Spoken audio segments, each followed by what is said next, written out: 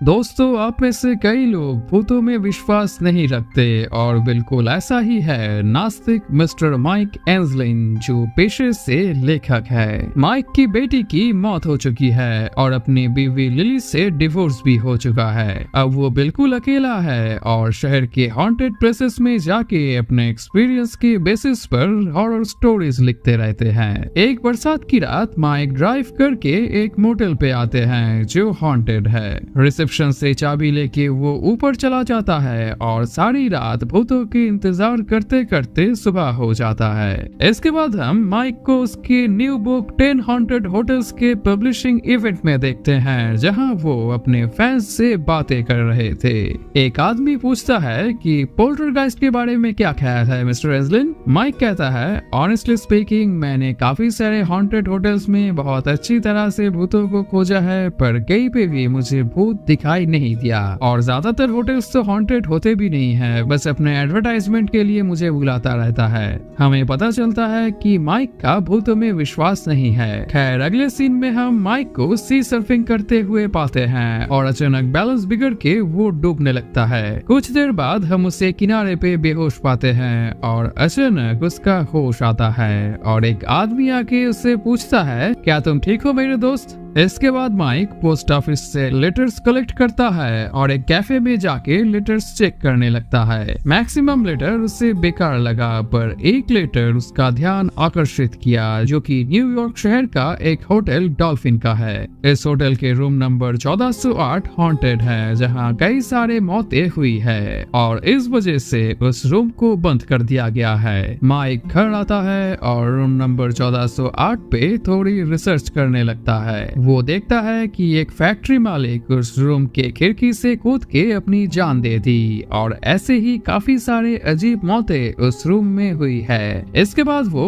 उस रूम को बुक करने के लिए डॉल्फिन होटल में कॉल करता है। हमें दिखाई देता है कि होटल वाले उस रूम को देना नहीं चाहता और फिर माइक अपने पब्लिशर को कॉल करके उस रूम का बंदोबस्त करता है। इसके बाद हम माइक को डॉल्फिन होटल के रिसेप्शन पे पाते हैं, जहाँ होटल मैनेजर आके उससे रूम नंबर 1408 के अलावा किसी भी और रूम में ठहरने के लिए रिक्वेस्ट करता है। माइक राजी नहीं होता और फिर मैनेजर उसे अपने ऑफिस में ले जाता है कुछ बातें करने के लिए। ऑफिस में आके मैनेजर कहता है कि ये $800 का शराब है। माइक कहता है, ओके, पर फिलहाल के लिए मुझे 1408 चाहिए। इसके बाद जब मैनेजर उस रूम में कितने मौतें हुई है बताने लगता है, तो माइक उसके साथ साथ नंबर दौड़ाने लगता है क्योंकि उसे सब पता है। ये सुन के मैनेजर कहता है, मिस्टर एंजलिन, आपको तो सब पता है, पर शायद वहाँ हुए 22 नेचुरल डेथ के बारे में आपको पता नहीं होगा। ये सुन के माइक हैरान हो जाता है और तब मैनेजर कहता है, सारी बातें न्यूज़पेपर्स पे नहीं छपती मिस्टर एंजलिन, अब तक 56 मौतें उस रूम में हो चुकी है और ये रहा फाइल। ये सब सुन के माइक हैरान हो जाता है। मैनेजर कहता है कि इस फाइल और इस ऑफिस से आपको वो हर एक इंफॉर्मेशन मिल जाएगा जिसके लिए आप उस रूम में जाना चाहते हैं। तो उस रूम में ना जाके आप मेरे ऑफिस में ठहरिए, फाइल देखिए और इस महंगे शराब का आनंद उठाइए। इसके बाद माइक थोड़ी देर सोचा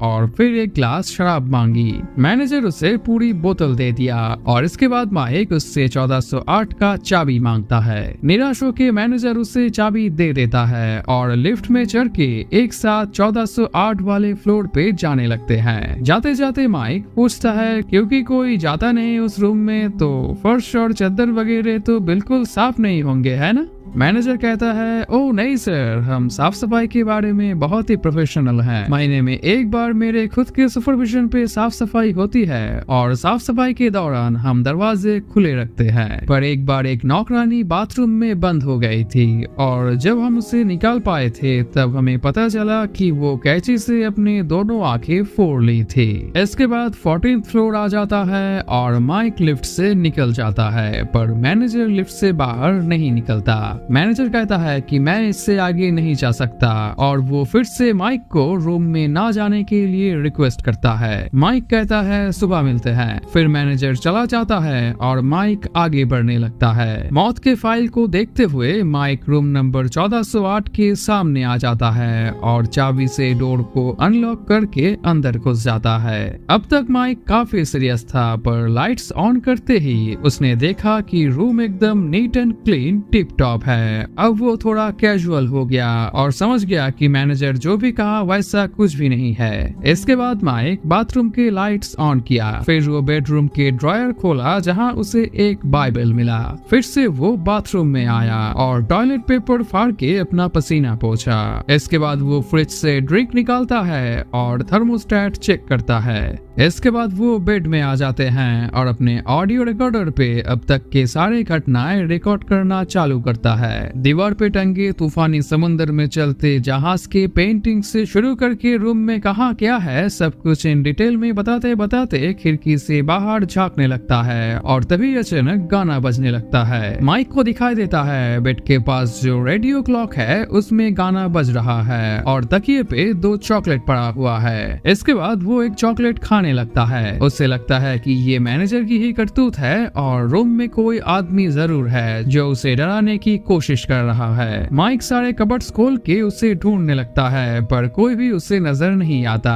फिर वो बाथरूम में आ जाता है और अचानक उसके नजर टॉयलेट पेपर पे पड़ता है जिसे कुछ देर पहले वो फाड़ के अपने पसीने पोंछे थे, पर अब वो पेपर ऐसे सजा हुआ है जैसे कोई उसे छुआ भी नहीं हो। ये देख के माइक का होश उड़ जाता है। माइक फिर से छानबीन शुरू करता है और अचानक ऊपर के वेंटिलेशन पे उसे परछाई हिलते हुए नजर आता है। माइक को लगता है कि ये मैनेजर का आदमी है। इधर थर्मोस्टेट में कुछ खराबी के वजह से रूम टेम्परेचर बढ़ जाता है जिससे परेशान होकर माइक रिसेप्शन पे कॉल करता है। रिसेप्शनिस्ट कहती है कि वो टेक्नीशियन भेज रही है। इसके बाद हमें दिखाई देता है माइक अपने यूवी लाइट निकाल के चेक करने लगता है और इसी दौरान स्पॉट देख के इमेजिन करने लगता है कि किस कोने में लोगों की मौत हुई है। इसके बाद माइक फिर से अपने रिकॉर्डर पे रिकॉर्ड करने लगता है और फिर टेक्नीशियन आ जाता है। माइक टेक्नीशियन को अंदर बुलाता है पर वो अंदर नहीं आता। बाहर से वो माइक को इंस्ट्रक्शंस देता है जो सुन के माइक थर्मोस्टेट को ठीक कर लेता है। टेक्नीशियन को टिप देने के लिए पीछे मुड़ के माइक देखा कि वो गायब है। बाहर आके माइक देखा कि टेक्नीशियन बहुत दूर जा चुका है और फिर वो अंदर आके दरवाजा बंद कर देता है। इसके बाद माइक बिस्तर पे आके मैनेजर के दिए हुए शराब पीने जाता है और अचानक रेडियो क्लॉक पे फिर से गाना बजने लगता है जिससे माइक बहुत चौंक जाता है। अचानक उसमें 60 मिनट्स के टाइमर सेट हो जाता है। माइक को याद आता है कि मैनेजर ने कहा था इस कमरे में कोई भी 1 घंटे से ज्यादा देर तक नहीं टिकता। अचानक माइक को सुनाई देना बंद हो गया। वो खिड़की से बाहर झांक के ट्रैफिक के तेज आवाज सुनने की कोशिश की पर उसे सुनाई नहीं दिया। वो खिड़की पे हाथ रख के खड़ा था और अचानक खिड़की के कांच उसके हाथ पे गिर गया जिससे वो घायल हो गया। इसके बाद वो बाथरूम में आके बेसिन के ठंडे पानी से खून साफ करने लगा पर अचानक ठंडे पानी गर्म पानी में बदल गया जिससे वो और भी घायल हो गया। किसी तरह वो नल पे टॉवल फेंका और लात मार के नल को बंद कर दिया। वो बेडरूम में वापस आया और अपने रुमाल से घाव को कवर किया। तभी फिर से वो रेडियो क्लॉक बजने लगा और माइक कूद के उसका प्लग निकाल दिया। लेकिन हैरानी की बात यह है कि तब भी टाइमर ऑफ नहीं हुआ। अचानक टेलीफोन रिंग हुआ और फोन पे रिसेप्शनिस्ट ने कहा आपके ऑर्डर किए हुए सैंडविच बनने में और भी कुछ देर लगेंगे। इस बात पे माइक हैरान हो जाता है क्योंकि वो सैंडविच का ऑर्डर नहीं दिया था। माइक कहता है कि अपने इस खेल को बंद करो, मैं डर गया हूँ और अभी इस रूम से निकलना चाहता हूँ क्योंकि मैं घायल हूँ। इस बात पे रिसेप्शनिस्ट मैनेजर से कॉल कनेक्ट करने के लिए कॉल को होल्ड में रखती है और अचानक कॉल कट हो जाता है। अब माइक सीधा अपना बैग उठाया और निकलने के लिए दरवाजे की ओर दौड़ा पर दरवाजा लॉक्ड था। वो दरवाजा चाबी से खोलने की कोशिश की पर चाबी घुमाते ही टूट गई और आधा हिस्सा दरवाजे के अंदर चला गया। अब माइक अपने चाकू से दरवाजे को अनलॉक किया पर जैसे ही नॉब घुमाया नॉब टूट के उसके हाथ में आ गया। अब माइक दौड़ के खिड़की के पास आया और मदद मांगने के लिए चीखने लगा। सामने की बिल्डिंग में उसे एक आदमी नजर आया और माइक उसे बुलाने लगा। माइक उसे पुलिस बुलाने के लिए कहा पर इसके बाद वो आदमी माइक का नकल करने लगा। माइक को आदमी का चेहरा नहीं दिख रहा था और जैसे कि वो आदमी उसका नकल कर रहा है तो माइक ने एक लैंप अपने मुंह के पास लाया और जब वो आदमी उसका नकल किया तब माइक को दिखाई दिया कि वो आदमी बिल्कुल माइक के ही तरह दिख रहा था। अचानक उसके पीछे से कोई उस पे वार किया और इधर माइक पे भी वही आदमी हमला किया। उससे बचते हुए माइक एक कॉर्नर में चला गया और अपनी आंख बंद कर लिया। इसके बाद जब माइक अपनी आंखें खोली तब वहाँ पे कोई भी नहीं था। अब माइक खिड़की से एक लैंप नीचे फेंका नीचे के लोगों की ध्यान आकर्षित करने के लिए, पर वो लैंप नीचे गिरते गिरते गायब हो गया। अब माइक को बहुत अजीब तरह से हेलुसिनेशन होने लगता है और वो अपने रिकॉर्डर पे सब कुछ रिकॉर्ड करने लगता है। अचानक उसे याद आया कि ये सब शायद उस शराब की वजह से हो रहा है जिससे मैनेजर उसे गिफ्ट दिया था, प्लस बिस्तर पे जो चॉकलेट था उससे भी। उसे लगता है इन सब में ऐसा कुछ था जिसके वजह से उसे हेलुसिनेशन हो रहा है। अब अचानक से माइक को उसकी बेटी बुलाने लगती है जो सालों पहले मर चुकी है। उसे दिखाई देता है टीवी पे उसके फैमिली के साथ बिताए हुए हसीन पल के वीडियो। माइक अब बहुत डरा हुआ है और अचानक उसकी नजर खिड़की पे पड़ी और उसे पेपर पे दिखे वो फैक्ट्री मालिक दिखाई दिया जो खिड़की से कूद के अपने जान दे दी थी और अचानक वो खिड़की से कूद जाता है। फिर उसे एक औरत भी दिखाई दिया जो उस आदमी के ही तरह खिड़की से कूद गई। इसके बाद पास के कमरे में माइक को अपने फादर दिखता है। वो उनसे कुछ देर तक बातें करता है और हमें दिखाई देता है असल में वहाँ पे कोई भी नहीं है और माइक बाथरूम में खड़ा है। इसके बाद एक दीवार पे माइक को बहुत बड़े बड़े क्रैक्स नजर आता है जिसमें से खून निकलने लगता है। इसके बाद वो खिड़की पे आता है और डिसाइड करता है कि इस रूम से वो निकलेगा। फिर वो दरवाजे पे लगे होटल मैप में देखा कि 1410 नंबर रूम की खिड़की 9 कदम के दूरी पे है। इसके बाद वो खिड़की से बाहर निकला और किसी तरह कार्निश पे चढ़ के आगे बढ़ने लगा, पर 9 कदम आने के बाद उसे दिखाई दिया दूर दूर तक कोई भी खिड़की नहीं है। ये देख के उसका पैर कांप उठा पर वो गिरते गिरते बच गया। अब माइक वापस अपने रूम के खिड़की के ओर लौटने लगा, पर जैसे ही अंदर घुसने गया एक औरत उस पे हमला किया। ये वही औरत है जिससे कुछ देर पहले माइक खिड़की से कूदते हुए देखा था। खैर गिरते गिरते माइक किसी तरह कार्निश पकड़ के लटक गया। माइक को दिखाई देता है कि वो औरत फिर से खिड़की से कूद गया और माइक किसी तरह खिड़की से कमरे के अंदर चला आया। माइक का नजर दरवाजे के होटल मैप पे पड़ा जहां अब सिर्फ एक ही रूम है 1408। उस डोर की व्यूअर पे उसने झांका और बाहर उसे दीवार नजर आया।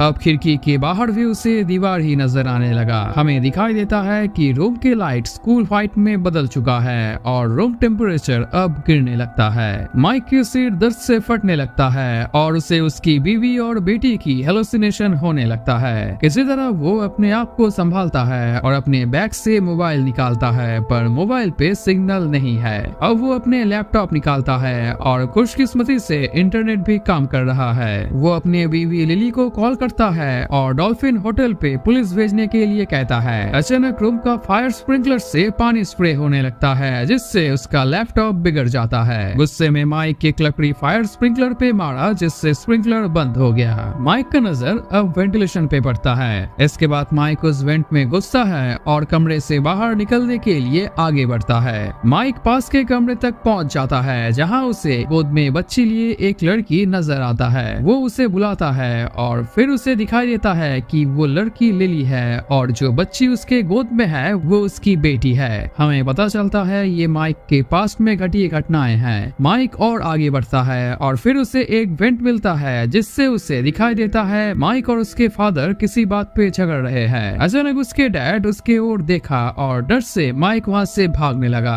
आगे उसे एक लाश दिखाई देता है। अचानक वो लाश जिंदा हो उठता है और माइक के पीछे आने लगता है। हमें दिखाई देता है माइक भाग के फिर से 1408 में लौट आया है। माइक का गला बिल्कुल सूख चुका है। कुछ पीने के लिए वो जैसे ही फ्रिज खोलता है अंदर उसे मैनेजर मिलता है और वो मैनेजर को बुरा भला कहने लगता है। हमें दिखाई देता है वहाँ पे मैनेजर है ही नहीं और माइक अपने हेलुसिनेशन के चलते खुद ही बक रहा है। माइक नास्तिक था पर ये सब चलते वो ईश्वर को याद करना चाहा। उसने अब बेडरूम के ड्रॉयर पे पड़े बाइबल को निकाला पर उसके सारे पन्ने बिल्कुल ब्लैंक था। अब फिर से उसे अपने पास दिखाई देने लगता है। उसे दिखाई देता है कि उसकी बेटी बीमार है और अपने अंतिम समय पे है। इसके बाद उसकी मौत हो जाती है और माइक लिली से झगड़ रहा है है इस बात पे कि वो अपने बेटी को हर वक्त धार्मिक कहानियां सुनाई करती थी, जैसे कि ईश्वर सच में होते हैं और मरने के बाद वो स्वर्ग जाएगी वगैरह। और माइक के नास्तिक लॉजिक ये कहता है कि उसे ये सब सुनाने के बदले लिली अगर उसकी मनोबल बढ़ाती, उसे जीने की उम्मीद देती, तो शायद वो बच सकती थी। लेकिन अब माइक को अफसोस हुआ क्योंकि वो गलत था और लिली ये सब कहानियां अपने बेटी को इसलिए सुनाती थी क्योंकि उसकी बेटी को बस ये सब पसंद थी।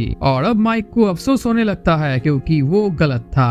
इधर टेम्परेचर गिरने की वजह से रूम के अंदर बर्फ जम चुका है। माइक कुछ फर्नीचर तोड़ के आग जला लेता है और ठंड से कांपने लगता है। अचानक उसके लैपटॉप ऑन होने की साउंड आती है। लैपटॉप में लिली वीडियो कॉल करती है और माइक उसे फिर से कहता है जल्दी से पुलिस भेजो। लिली कहती है कि 15 मिनट के अंदर वो पहुंच रही है। तब माइक रेडियो क्लॉक की ओर मुड़ा और देखा कि 1 घंटे खत्म होने में सिर्फ 14 मिनट और 49 सेकंड बाकी है। माइक कहता है कि उसके पास 15 मिनट का टाइम नहीं है, लेकिन तभी अचानक लैपटॉप में जो उसका वीडियो वाला पोर्शन था वहाँ पे वो बिल्कुल अलग बातें कर रहा है और वो कह रहा है कि 15 मिनट के बाद ही आओ, कोई जल्दी नहीं है और मुझे तुमसे बातें करनी है। माइक समझ जाता है कि ये रूम अब लिली को यहाँ लाना चाहता है और वो कुछ कहने जाता है कि तभी अचानक फिर से लैपटॉप बंद हो जाता है। अचानक उस कमरे में भूचाल आ जाता है और कमरा खुद ब खुद तबाह होने लगता है। माइक को दिखाई देता है कमरे के अंदर जो तूफानी समुद्र में जहाज वाले पेंटिंग था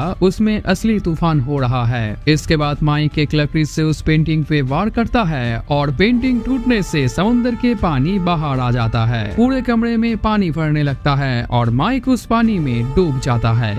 इसके बाद के सीन मूवी की शुरू में उस सीन में शिफ्ट हुआ जब सी सर्फिंग करने के दौरान माइक पानी में डूब रहा था और इसके बाद माइक अपने आप को किनारे पे पाया। एक आदमी भागते हुए आके पूछा तुम ठीक हो दोस्त, और माइक फिर से बेहोश हो गया। इसके बाद माइक अपने आप को हॉस्पिटल में पाता है जहां उसके सामने लिली बैठी हुई थी। वो लिली से पूछता है कि मैं यहाँ कैसे आया, मैं तो डॉल्फिन होटल के रूम नंबर 1408 में था। असल में रूम नंबर 1408 वाले घटनाएं माइक का सपना था जो बेहोशी की हालत में माइक देख रहा था। इसके बाद हम माइक और लिली को एक रेस्टोरेंट में पाते हैं। अचानक माइक को 1408 की उस औरत दिखता है जो खिड़की से कूद गई थी, पर पलक झपकते ही वो वेट्रेस में बदल जाती है। इसका मतलब है कि अभी भी माइक उस सपने को भूल नहीं पाया था। अगले सुबह माइक पोस्ट ऑफिस जाता है और डॉल्फिन होटल वाले उस लेटर को ढूंढने लगता है जो वहाँ पे नहीं था। वो घर चला आता है और डॉल्फिन में मरे लोगों के बारे में रिसर्च करने लगता है। सपने में जब वो 1408 के बारे में रिसर्च कर रहा था तब जो फैक्ट्री मालिक 1408 से कूद के जान दी थी वो असल में 1408 से नहीं बल्कि किसी ब्रिज से कूद के अपनी जान दी थी।